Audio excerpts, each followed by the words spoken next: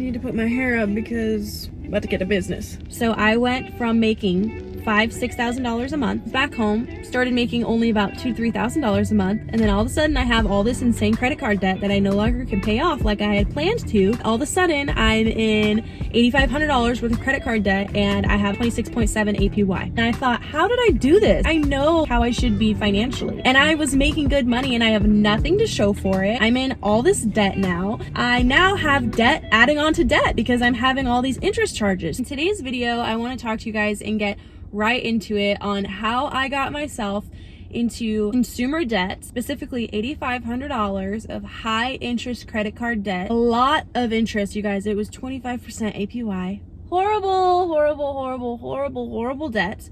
And how I took courage and I really just leaned on God to help get me out of this situation. I cleared this all out in 90 days, and I'm going to teach you guys how to do the same thing if you are either in a position where you're in a lot of debt, and if you're not in a position where you're in a lot of debt, I would still encourage you to watch this entire video, because before I got into credit card debt, I did know a lot about finance, and I did know a lot about making sure my credit's always good, not maxing out credit cards.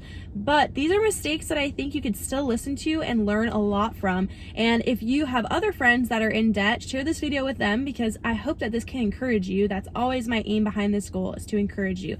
So let's get into it. I have my notebook right here, and I made a couple of very important points that I want to talk about. This is really just my story, and I would hope that you would find faith to do the same thing, because it's shameful and it's heavy and it's not fun having debt, and I don't believe that that's the life that Jesus wants for us, is to live a life full of bogged down debt stress. Nobody wants that. My backstory, and that's the first thing I want to tell you. When I was in high school, I had a lot of, I'll just say, family problems. I actually moved out of my house at 17. So at 17, I had always had a job since I was 15. I knew what it meant to work hard. That was not anything that I lacked. After I graduated, I ended up moving out to Orange County. This is where, looking back, I wish I wouldn't have done that, but because of my family situation and all the things I had gone through, I'd gone through a really bad breakup where I grown up. I just wanted to move. I wanted to leave. I wanted to get out. I didn't feel like I could start my adult years living in a city where I had so much trauma and problems. So I moved out to Orange County. When I moved out to Orange County, I ended up getting a apartment. I split this apartment with a roommate. That situation did not turn out well,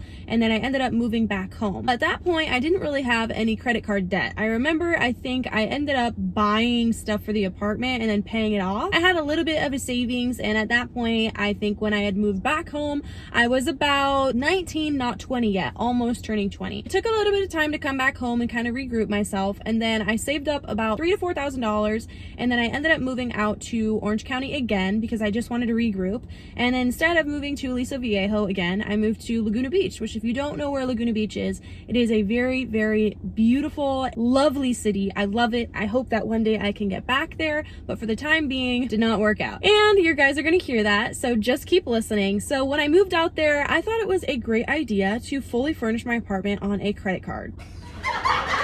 Red flag number 1. I don't know what I was thinking. And at this point, I had a rent that was $1,750 for a 300 square foot studio apartment, and I was making good money, and my expenses were very relatively low other than that. So paired with my rent and my expenses, I think I had about $3,000 worth of expenses, but I was making a lot of money. My highest month, I think, was like $6,000, but still, rent should not be that expensive when you're that young. Get roommates. It is not worth it, okay? Let me tell you why.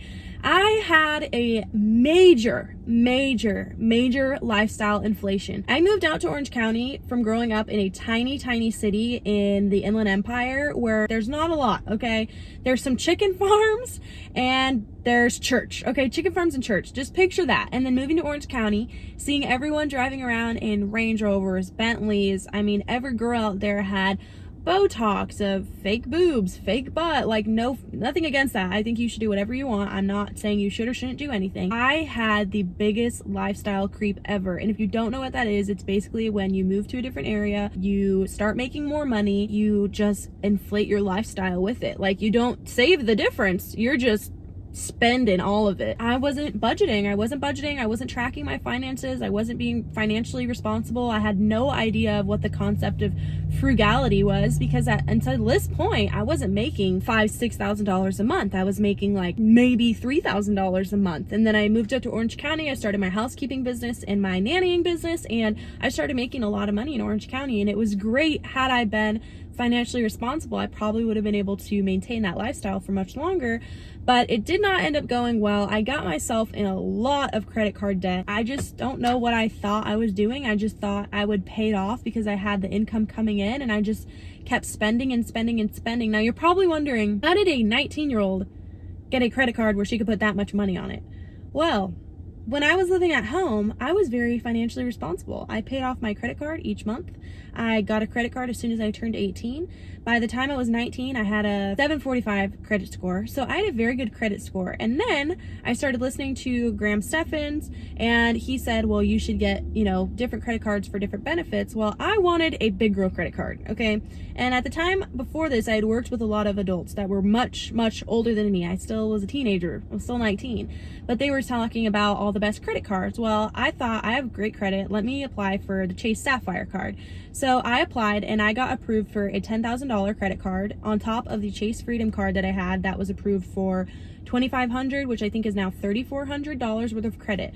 So I also, during this time, bought a car. I bought a car. It was in 2020 when I bought this car. It was a 2019, and I had great credit, and I had gotten approved on good credit cards, and I had a good, decent credit utilization at that point. And I got approved for a $17,000 car. Came out to, like, with everything, I think it was like $1,850 with taxes and stuff. So then on top of that, I got approved for an auto loan, which I don't think in every situation getting an auto loan is bad. I know Dave Ramsey would say if you can't buy it cash, then you can't buy it, but I needed a reliable car. I was driving between Orange County and Inland Empire, and that is a lot of miles. So I needed something reliable. I had always had old trucks and old cars, and that was a good investment for me. I still have it. I love this car. It's a 2019 Hyundai Elantra, just the basic version. I love it. It's been great. It has had no problems. Knock on wood. Somebody knock on wood for me because I don't have wood. It's had no problems. At this point, I moved it down to Laguna Beach. I was 20 years old, and I had a car loan for $17,000. I had a first credit card that I had gotten. That one was, I think at this point, up to about $3,400 credit limit. And then I had a Chase Sapphire card that was up to $10,000, and now I think it's more. But just think about this, okay? I was making great money, okay? Everything was going good. And then all of a sudden, I was having this lifestyle inflation, and I just figured, I'll just put on a card, it will build my credit, and then I'll pay it off. Well, then I made a bad decision, okay? This is where it gets bad. I made a decision to get into a relationship and move back to my hometown, okay? Please have mercy for me on this situation, okay? I know God does. I've been forgiven of this situation personally. I've forgiven myself. But I went from living in Orange County again to moving back to my hometown where I am currently. But my income stopped when I stopped working out there because this situation brought me back home. I can't work out there and live out here. So I went from making $5,000-$6,000 a month, lifestyle inflation. I knew that was not going to be very good for me. So I saw an out, and I wanted to move back home. And I also thought this relationship was going to work out, okay? I basically, from that point, moved back home, started making only about $2,000-$3,000 a month. And then all of a sudden, I have all this insane credit card debt that I no longer can pay off like I had planned to because I had $1,000-$2,000 of dispensable income. All of a sudden, I'm in $8,500 worth of credit card debt, and I have 26.7 APY. So as you can imagine, this started adding up compound debt on top of the debt that I already had. So I was getting interest charges. So all of this started adding up, and I started freaking out. I started getting really stressed out. The relationship that I had moved back home for, it didn't end up working out. And at this point, this is when I realized this is not good. So December, finally, I said, you know what? I can't do this. This is really bad. I want to eventually get married one day and be debt free. I don't want to marry someone and have debt. I don't think that you can do whatever you want, but for me, I don't want to get married and say, hey honey, I have $8,500 of credit card debt with a 27% interest. I don't want to do that. I think that's bad. I don't think that's good. I wanted to be a debt-free whole spouse to someone one day, and I thought this is not good. I really just started getting educated, and this is the first point I'm going to tell you guys. My sources of education before I cleared off all this debt, I listened to Graham Stephan a lot, and I listened to Dave Ramsey, obviously, the OG, and I also listened to Caleb Hammer. And I will say, shout out Caleb Hammer, because you, buddy, lit a fire underneath my butt, because I started watching these videos and I started looking at some of these videos and I was worse off than some of these people. And I thought, how did I do this? I know like how I should be financially. And I was making good money and I have nothing to show for it. I'm in all this debt now. And I now have debt adding on to debt because I'm having all these interest charges. So I just was like so convicted. And also something that God put on my heart was that how am I going to be an example to other Christian believers, specifically females, on how to be a good and successful Christian woman when I have $8,500 of debt? That I'm not a good example. Like, I felt convicted. I felt like, wow, I'm really actually not a good example. Like, people shouldn't be listening to me right now on anything. If I, in one area I'm great, in the other I'm like in debt and I have like horrible consumer debt patterns that I can't kick. So I was like determined to get rid of this debt. This is how it started. Okay, I am a licensed realtor. I do real estate in Southern California. I do majority of my real estate in Orange County because that's where I got started. That's where I started my career in real estate. And I also do it in the Inland Empire where I grew up. First step, I had to buckle down on my spending. Okay, no more getting your nails done. No more getting your eyelashes done. No more going shopping on the weekend with your friends just because you're bored.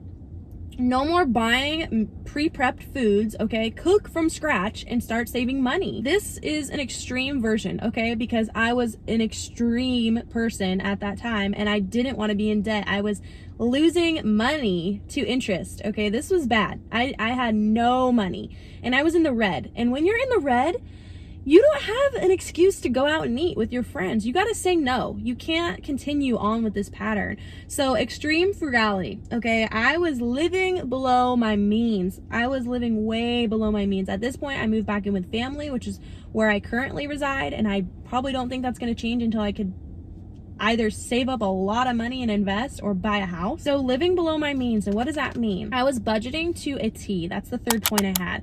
Budgeting to a T. What does that mean? That means putting everything on a sheet, my expense list. I had my expense list and I did not budget. I didn't even budget miscellaneous money. I think I budgeted $50 miscellaneous. I stuck to that. I did not spend a dime over that budget, not on a day, not on a week, not on a month. And I was working so much, you guys. I still do housekeeping, house watching while people are gone on vacation. And I was taking jobs anytime I could. I was watching houses on the weekend. I was taking 2 or 3 cleaning clients a day. I was doing leases every single month. And then what really helped me was I ended up selling a house. I sold a house in Orange County in Aliso Viejo, and it was a $650,000 house, and I ended up getting paid out tremendously from that, and that ended up clearing out the rest of my debt. Now, you may be saying, well, I can't just sell a house. Well, my friend, if you're listening to this and you're in debt, you need to get another job. If you really want to get out of debt, you probably have downtime, right? You probably have a little bit of downtime. And as much as it sucks so bad, that time frame, those 3 months sucked. Okay, I had no time for friends. I had no time for family. I was tired constantly and I was dirty all the time because I was just cleaning houses and I felt disgusting. But you know what didn't feel disgusting? Paying off my debt. Paying off my debt felt like I was scrubbing myself clean, okay? I was saging out that debt, okay? Even though I don't believe in that. I'm just phrasing, okay? You get the point. My 6th point is getting my income increased, okay? I was out here balling on a budget, but then also like bending over backwards to find any extra work. And thank God I have great clients that ended up giving me like random extra jobs that I didn't even ask. This is why I say it's a God thing. At the end of the day, I didn't really like try that hard to get all these extra jobs. All of a sudden, I started like praying about it and I was like, God, I really want to get out of this debt. I want to be a good example to other women. Like I want to do the right thing. All of a sudden, all these jobs start coming towards me and I'm just like, okay, like take every opportunity that comes my way. Number 7 was not using my credit card for a long time. Now, Caleb Hammer, if you guys watch this channel, I would encourage you to watch this channel. I will link it below. Caleb Hammer states that some people are not credit card people, and I 100% agree. Myself, however, after this situation, I do feel that I am a credit card person. I have learned my lesson. That is my character. I don't know what it is about me. I just have to learn the hard way, okay? It's been that way with family, relationships, money, and career. I just have to struggle before I get it through my head. I don't know why. I don't necessarily like that about myself, but that is how I am, and I will never be doing that again. I will never do that. I will never do that again because it was so hard to get out of it. So I cut up my credit card. Okay, I Dave Ramsey'd that. I cut it in half. Okay, gone. It's actually not gone. It's in my wallet. It's just cut up. It's a reminder. It's a very good reminder that I'm not a credit card person at that time. Now I do still use my credit card, just so that you know. I just use it and I pay it off in full early before the statements even due. I wanted to talk about the struggles, and then I wanted to talk about where my life is at now and like the good things, right? Because there's good and bad about getting rid of debt, right? The bad is obviously being in the debt, and the struggle for me, and this is probably the same for a lot of you that have paid off debt, is saying no to going out, stopping impulsive consumer purchasing, the weight of the debt alone, and looking at my account in the negative. Those 4 things were like a shot to the heart. They hurt so bad. I had to say no. I had to learn how to say no because I'm like the person that has extreme FOMO, and I have extreme fear of missing out. Like, I just don't want to miss out. I get like socially deprived. Like, if I don't go hang out with people, like I'm a very much a social person, but you don't have to spend money to have fun. Okay, that's something I really learned during this time. You do not have to spend money to have fun. The weight of the debt, it encouraged me to stop saying yes. I didn't want that weight. It's shameful, and it makes you feel bad to have that much debt. And I mean, some people have more than that, some people have less, but it still doesn't feel good. And then also looking at my account in the negative. You guys, there was a time when I was in debt that because I didn't like seeing my account in the negative, guys, I wouldn't even look at my account. Guys, I was not looking at my account. You know how bad that is? You need to look at your account. And I didn't like looking at my account, but you know what? I forced myself to look at my account because I would see the negative and I would see me going in the red, and it was enough to light a fire underneath my butt to continue to go and to continue to work and to continue to stop using my credit card and to stop giving into consumer debt. You guys, it is ridiculous the amount of people that spend money they do not have on consumer needs they do not need. Okay, these aren't actually consumer needs. These are consumer wants. And you're being swayed by TikTok over here, just like how I was, except I don't have TikTok. It's more so Instagram and social influence.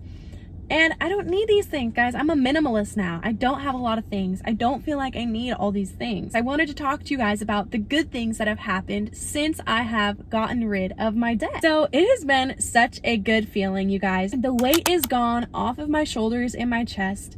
I know now that I am halfway to my 6-month saving emergency fund. So that was my goal after I paid off my debt, was to save 6 months worth of expenses for an emergency fund, which, by the way, I'm using Ally Bank. I'm getting 3.75 APY, which is really, really good. I ended up putting my tax account in there, and then I ended up putting my 6-month saving account, and I'm eventually going to put in, after I get my 6-month savings, my sinkings funds account. And another great thing of the after effect, I am now confident again in my money management skills. Now this feels really good, you guys, because I had a lot of self-doubt. I felt really, really bad for a lot of time because I thought, how could I do this? I am a smart, beautiful young girl, and I know I'm better than this. I'm better than debt, you know, and I'm not saying if you have debt, you're less than, but I just knew this is not like what God wants for me, and this isn't what I want for my life. I don't want all this debt. And I feel so much better now. I feel so much more confident in my abilities to manage my money. It feels so good, and I would hope that you guys can experience that too one day. And maybe you are. Maybe you're just watching this because you like learning about finance and you like hearing other people's out of debt stories. And I don't know, you might be watching this for a lot of different reasons. I want to talk about my credit score. Okay, so I had a great credit score before all of this when I was like 19, like when I first started building my credit. Great credit score. So in January, which I technically would call the first month of me like going hard, like trying to get rid of this debt, my credit dropped to 679. Now, I thought when I was doing this script, I thought, how can that be? 679. When I paid off my debt in March, It took obviously like a month to reflect that. But now in April, it's like April 19th today when I'm filming this, my credit went from 679 in January to April 19th of 739. And I'm so proud of that because I want to buy a house and I'm a real estate agent and I help people rent, and your credit score does matter. Your credit score does matter if you're an adult and you want to live somewhere or buy a car or be approved for any sort of financing. Your credit does matter. Now, is this to say that if you have bad credit and you're currently in debt, you can't have the same experience as me? Absolutely not. You can totally have the same experience. You can do this. You can get out of debt. You can let go of all these negative things because you shouldn't be living your life with debt the rest of your life. Let's become financially smart and frugal together. And I just want to acknowledge God in all of this. I did start tithing during November.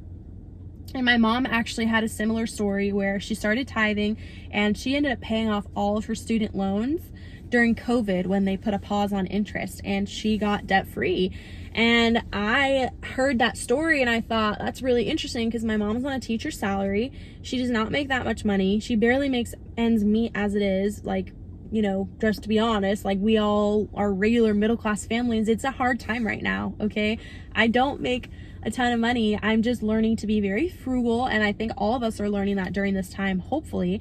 And she ended up paying off all her debt, and I started tithing. This is my personal testimony to what God has done in my life, and all of a sudden I had all this like business coming my way. I couldn't even like say yes to all of it at some points. Like I could not even do all of the jobs that I had. The couple that I had that ended up buying a house, like they were supposed to rent, and I literally got them pre-qualified, and then they bought a $650,000 house. Like that's not very common for first-time home buyers, right? So it was a huge blessing to see God work and just be sovereign over that situation. Once I said, God, like I'm giving this to you, like you're gonna help me like take care of this. Your ways are better than mine, and I don't think that you want me to live in debt for the rest of my life. I just don't believe that, because that's not a good thing. And you know, I don't think that's a good way to live as a Christian person in debt. I'm not saying that that's like a principle, like every Christian has to not be in debt, because that's just simply not true. But I do believe that we can improve ourselves. And I'm going to put two playlists for you guys, and go ahead and click on one of those because they're very great, encouraging videos. And I think that it would be good for you to learn how to live a better Christian lifestyle and how God wants us to live, and biblical advice along the way, because there's no better advice than that. I love you guys so much and have a great day.